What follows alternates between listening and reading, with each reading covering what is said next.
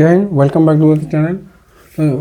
और फिर शुरू कर रहे हैं। इसमें हम हमारा वन्य जीव संरक्षण अधिनियम पूरा कंप्लीट वन्य जीव संरक्षण अधिनियम हमारा पूरा कंप्लीट हो गया था। मूल विधि में मूल विधि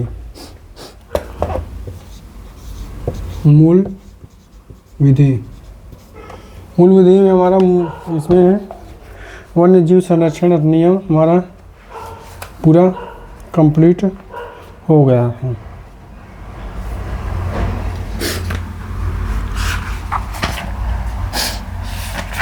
अब हम आगे हमारा मानवाधिकार संरक्षण जनहित याचिका और महत्वपूर्ण न्यायिक निर्णय है इसमें से। आज हमारा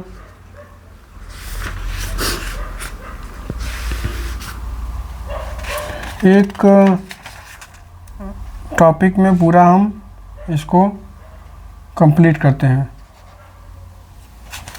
एक टॉपिक में हम इसे पूरा कंप्लीट करते हैं। मानवाधिकार संरक्षण अधिनियम मानवाधिकार संरक्षण अधिनियम मानवाधिकार संरक्षण अधिनियम संरक्षण अधिनियम संरक्षण अधिनियम 1993।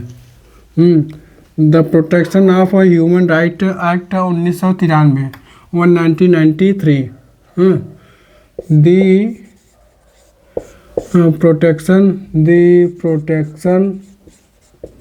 The protection of human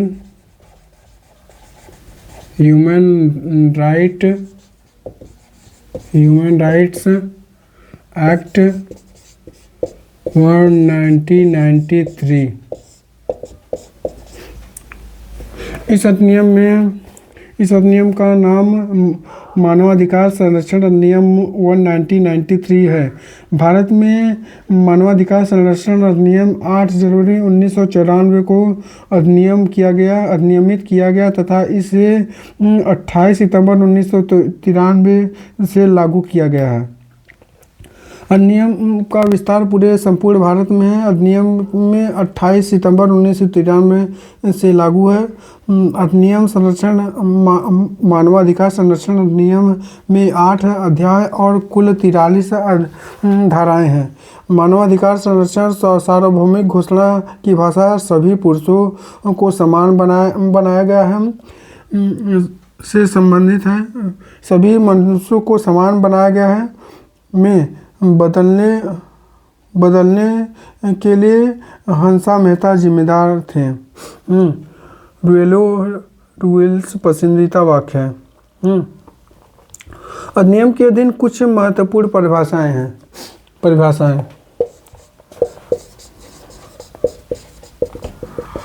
कुछ महत्वपूर्ण परिभाषाएं हैं, यानी सशस्त्र बल आर्म फोर्स से सेना, नौसेना, वायुसेना जानी जाती है। इस सशस्त्र बल से नौसेना, वायुसेना जानी जाती है। इसके अंतर्गत संघ का कोई अन्य सशस्त्र बल भी नहीं है।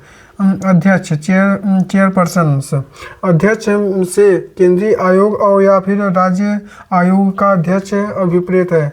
मुख्य आयुक्त चीफ कमिश्नर मुख्य आयुक्त से दिव्यांगजनक अधिकार अधिनियम 2016 के धारा 74 में विनिर्दिष्ट दिव्यांगजनों के लिए मुख्य आयुक्त अभिप्रेत है। संविधान संशोधन अधिनियम 2019 के द्वारा मानवाधिकार ह्यूमन राइट मानवाधिकार से प्राण, स्वतंत्रता, समानता और व्यक्ति की गरिमा से संबंधित है। ऐसे अभिप्रेत है जो संविधान के द्वारा प्राप्त हुआ है या फिर अंतर्राष्ट्रीय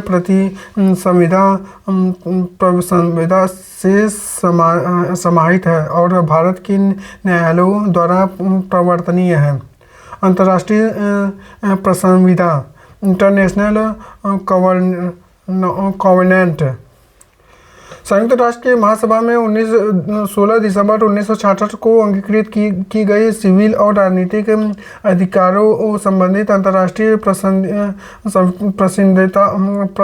संविदा और आर्थिक, सामाजिक और सांस्कृतिक अधिकारों संबंधित अंतर्राष्ट्रीय संविदा और तथा संयुक्त राष्ट्र संघ में महासभा द्वारा अंगीकृत की गई अन्य प्रसंविदा और भी अभी समय जिसे केंद्रीय सरकार अधिसूचना द्वारा निर्दिष्ट करे और अंतर्राष्ट्रीय प्रसंविदा कहा जाता है। राष्ट्रीय अनुसूचित जाति आयोग, national commissioner for the scheduled caste, संविधान के अनुच्छेद 338 में निर्दिष्ट राष्ट्रीय अनुसूचित जाति आयोग का प्रतिवेद अभिप्रेत किया गया है। राष्ट्रीय अनुसूचित जनजाति आयोग संविधान के अनुच्छेद 338 का में निर्दिष्ट राष्ट्रीय अनुसूचित जनजाति आयोग अभिप्रेत है। राष्ट्रीय महिला आयोग अधिनियम 1990 की धारा 3 के अधीन गठित की गई है। लोक सेवक, पब्लिक सर्वेंट, लोक सेवक का वही अर्थ है जो भारतीय दंड संहिता का अर्थ धारा 21 में है। राष्ट्रीय मानवाधिकार संस्थान के लिए वैश्विक गठबंधन किसी भी एक देश में मानवाधिकारों को बढ़ावा देने तथा उसकी सुरक्षा और निगरानी करने के लिए प्रशासनिक निकाय द्वारा स्थापित राष्ट्रीय मानवाधिकार संस्थान का वैश्विक तंत्र है। मानवाधिकार संरक्षण नियम की धारा 2(1) के अनुसार जीवन, स्वतंत्रता, समानता और व्यक्ति की गरिमा से संबंधित है। राष्ट्रीय मानवाधिकार अधिनियम का आयोग का गठन धारा 3 में है। धारा 3 में राष्ट्रीय मानवाधिकार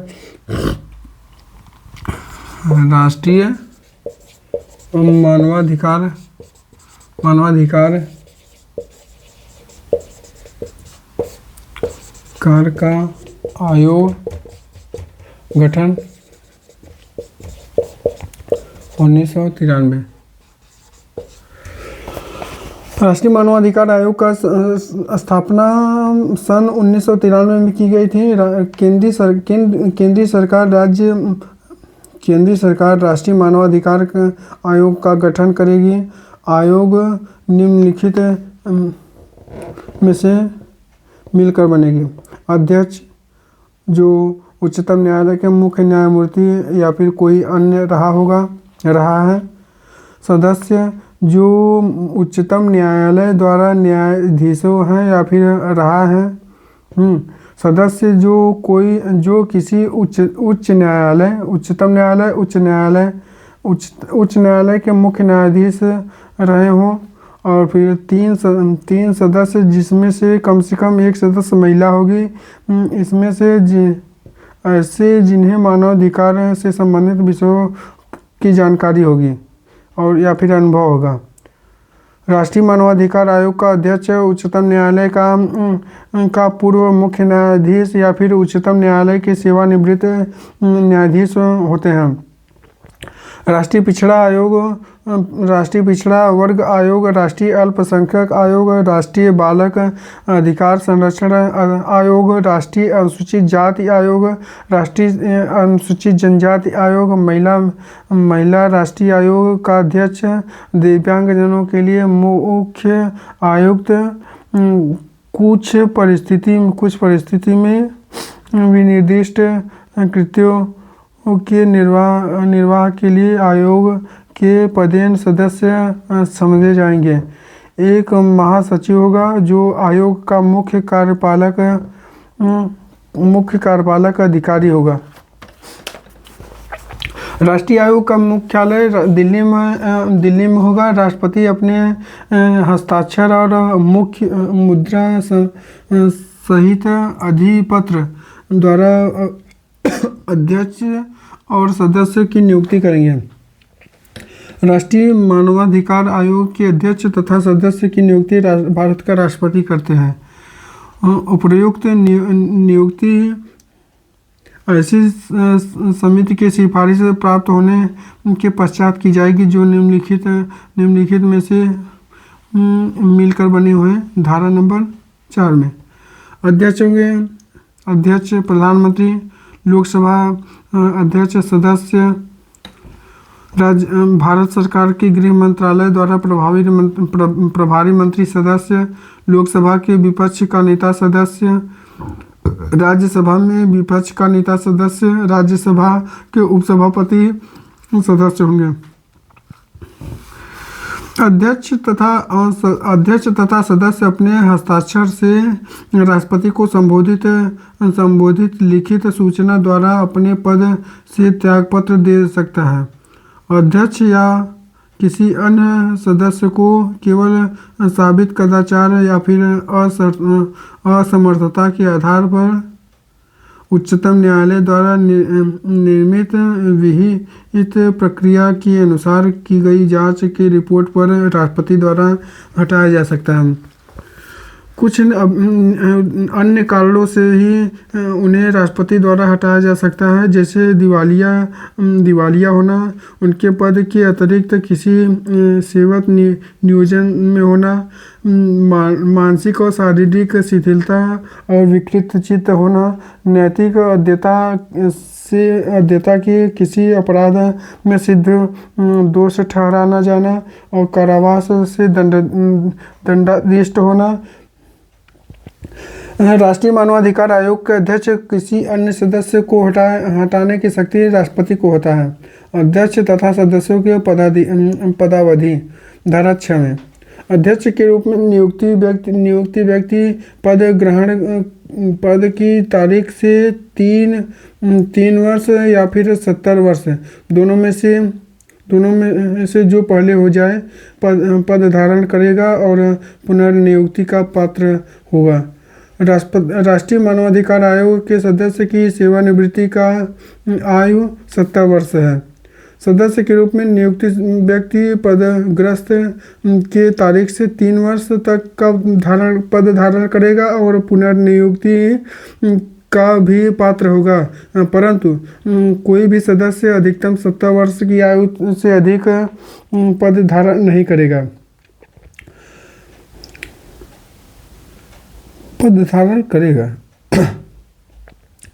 अध्यक्ष तथा सदस्य अपने पद पर न रह जाने पर भारत सरकार और फिर राज्य सरकार के अधीन नियोजन का पात्र न होगा। अध्यक्ष और सदस्य को केंद्र सरकार द्वारा नियत वेतन और भत्ता मिलेगा। राष्ट्रीय मानवाधिकार आयोग छोटी अस्पष्ट नाम रहित आदि शिकायतों पर विचार नहीं करेगी, जो धारा नंबर 8 में है। राष्ट्रीय मानवाधिकार आयोग उस घटनाओं के संबंध में शिकायत पर ध्यान नहीं देगा जो शिकायत दर्ज करने से 1 वर्ष की अवधि से पहले हुई थी, जो धारा नंबर 8 में है।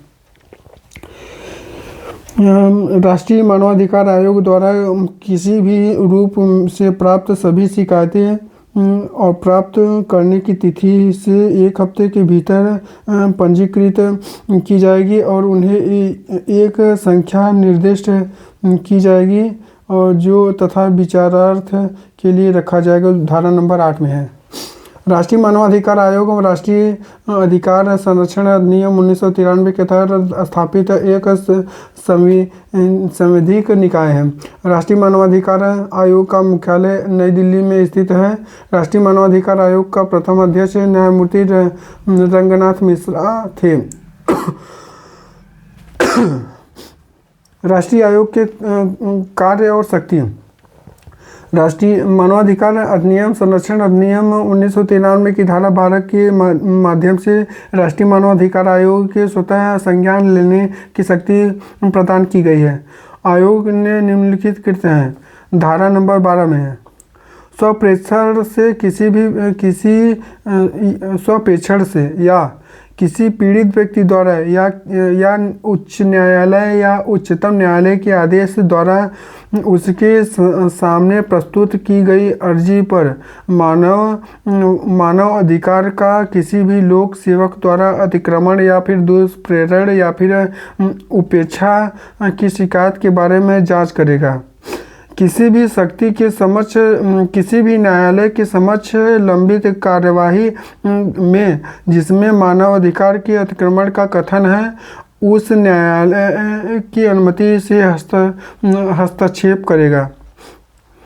किसी जेल या फिर अन्य संस्थान जहां व्यक्ति उपचार, सुधार या फिर संरक्षण के प्रयोजन के लिए निरुद्ध किया जाए, वहां के निवासियों के जीवन की परिस्थिति का अध्ययन करने के लिए निरीक्षण करना और उन पर सरकार को सिफारिश करना है। मानवाधिकार के क्षेत्र में अनुसंधान करना और फिर उनका संवर्धन करना है। समाज के विभिन्न वर्गों के बीच मानव अधिकार संबंधित जानकारी का प्रसार करना।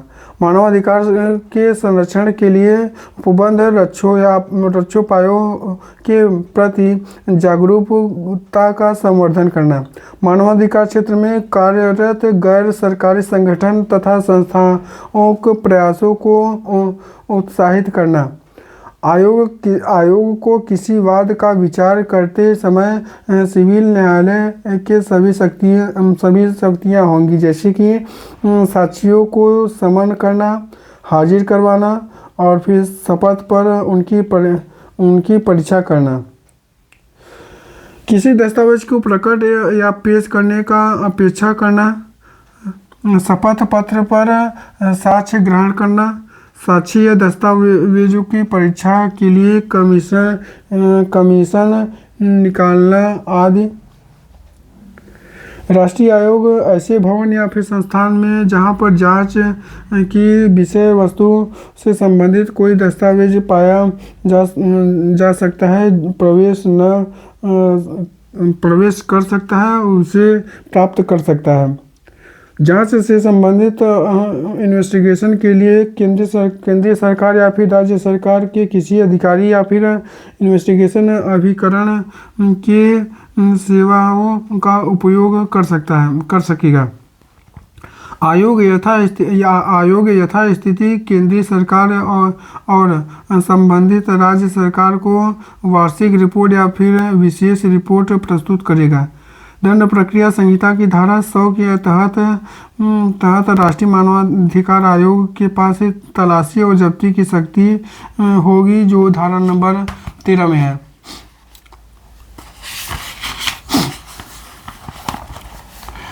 राज्य मानवाधिकार आयोग धारा 21 के अनुसार राज्य मानवाधिकार आयोग का गठन राज्य सरकार करेगी। निम्नलिखित में से मिलकर बनेगा। एक अध्यक्ष जो किसी उच्च न्यायालय का मुख्य न्यायाधीश या फिर अन्य न्यायाधीश रहा हो। सदस्य जो किसी उच्च न्यायालय या फिर राज्य सरकार के राज्य में जिला न्यायालय का न्यायाधीश है या फिर रहा हो। जिला न्यायालय के रूप में कम से कम 7 वर्ष तक का अनुभव हो। एक सदस्य जिन्हें मानवाधिकार से संबंधित विषयों पर ज्ञान हो या फिर व्यवहारिक अनुभव हो। एक सचिव जो राज्य आयोग का मुख्य कार्यपालक अधिकारी होगा। राज्य मानवाधिकार आयोग में सदस्य 2 होते हैं, अध्यक्ष को छोड़कर। राज्य मानवाधिकार आयोग का अध्यक्ष उच्च न्यायालय का सेवानिवृत्त मुख्य न्यायाधीश या फिर अन्य न्यायाधीश होने चाहिए। राज्य आयोग का मुख्यालय ऐसे स्थान पर होगा जहां पर राज्य सरकार अधिसूचना द्वारा विनिर्दिष्ट करे। राज्यपाल अपने हस्ताक्षर और मुद्रा सहित अभिप्रत द्वारा अध्यक्ष तथा सदस्यों की नियुक्ति करेगा, परंतु यह नियुक्ति ऐसे समिति के सिफारिश प्राप्त होने के पश्चात की जाएगी जो निम्नलिखित में से हैं, जैसे कि मुख्यमंत्री अध्यक्ष, विधानसभा अध्यक्ष, सदस्य, संबंधित राज्य के गृह विभाग का भार साधक सदस्य, विधानसभा के विपक्ष के नेता सदस्य। इनके द्वारा यह सुनिश्चित किया जाएगा कि इन्हें मानवाधिकार राज्य मानवाधिकार का अध्यक्ष बनाया जाए और इन्हें मानवाधिकार का सदस्य बनाया जाए। जिस राज्य में विधान परिषद है वहाँ पर उस परिषद का सभापति या फिर परिषद में विपक्ष का नेता समिति के सदस्य होंगे। राज्य आयोग के अध्यक्ष तथा या फिर कोई सदस्य अपने हस्ताक्षर से लिखित में राज्यपाल को संबोधित कर त्यागपत्र दे सकता है। आयोग के अध्यक्ष तथा किसी सदस्य को केवल साबित कदाचार या फिर असमर्थता के आधार पर राष्ट्रपति द्वारा उनको पद से हटाया जा सकता है। कुछ अन्य परिस्थिति में अध्यक्ष तथा सदस्य को हटाया जा सकता है, जैसे कि दिवालिया होने पर अपनी पदावधि के दौरान किसी वेतन नियोजन में लगे रहने पर, मानसिक और शारीरिक शैथिल्य के कारण, विकृत चित्त के कारण। सदस्य अपने पद ग्रहण के 3 तारीख से 3 वर्ष की अवधि तक या फिर 70 वर्ष की आयु तक इसमें जो भी पहले हो पद धारण करेगा। सदस्य अपने पद ग्रहण के तारीख से 3 वर्ष और तथा वह पुनर्नियुक्ति का पात्र होगा सदस्य, परंतु 70 वर्ष की आयु के बाद धारण नहीं करेगा। अध्यक्ष सदस्य अपने पद पर न रह जाने के बाद राज्य सरकार या फिर भारत सरकार के अधीन किसी भी और नियोजन का पात्र नहीं होगा। अध्यक्ष और तथा सदस्य जो राज्य सरकार द्वारा नियत वेतन एवं भत्ता मिलेगा। राज्य आयोग और राज्य सरकार को वार्षिक रिपोर्ट प्रस्तुत करेगा। राज्य मानवाधिकार आयोग के अध्यक्ष तथा सदस्य की नियुक्ति राज्यपाल के द्वारा करता है, जो भारत के जो धारा 22 में है।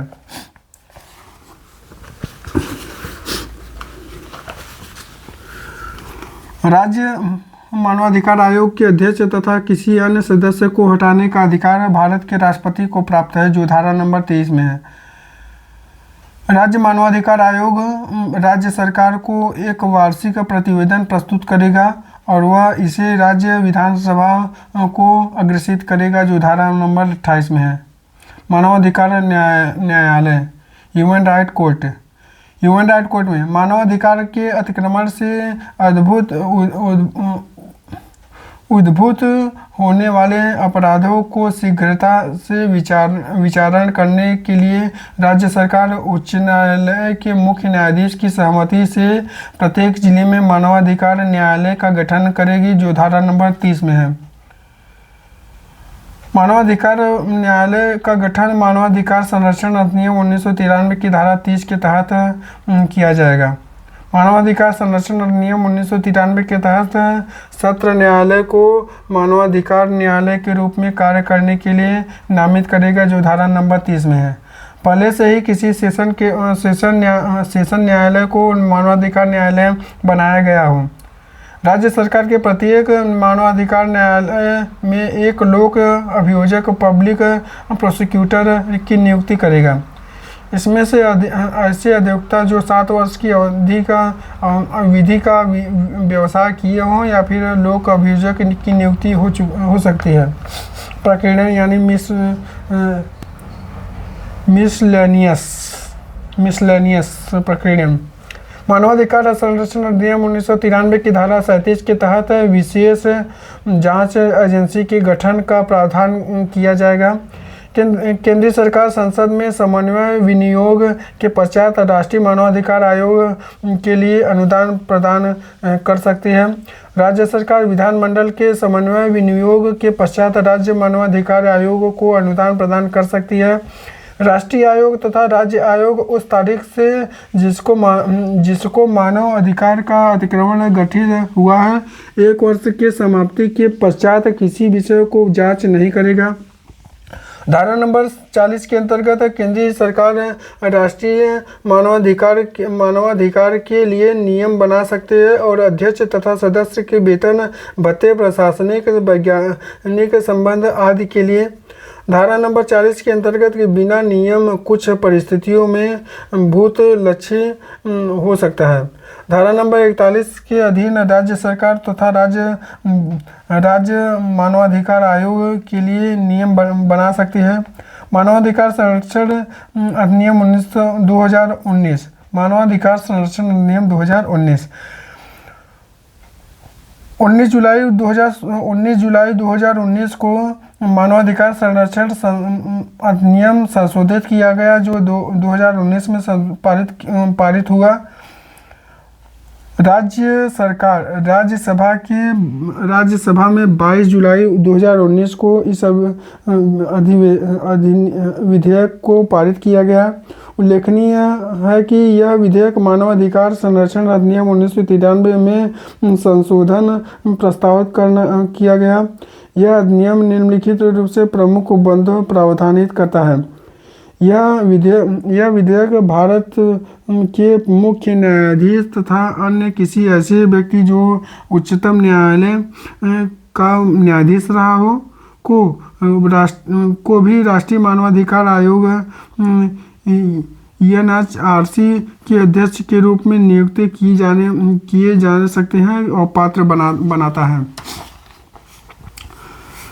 आयोग के सदस्य सिविल सोसाइटी की संख्या को 2 से बढ़ाकर 3 किया गया है, जिसमें से 1 महिला होगी। विधेयक के तहत राष्ट्रीय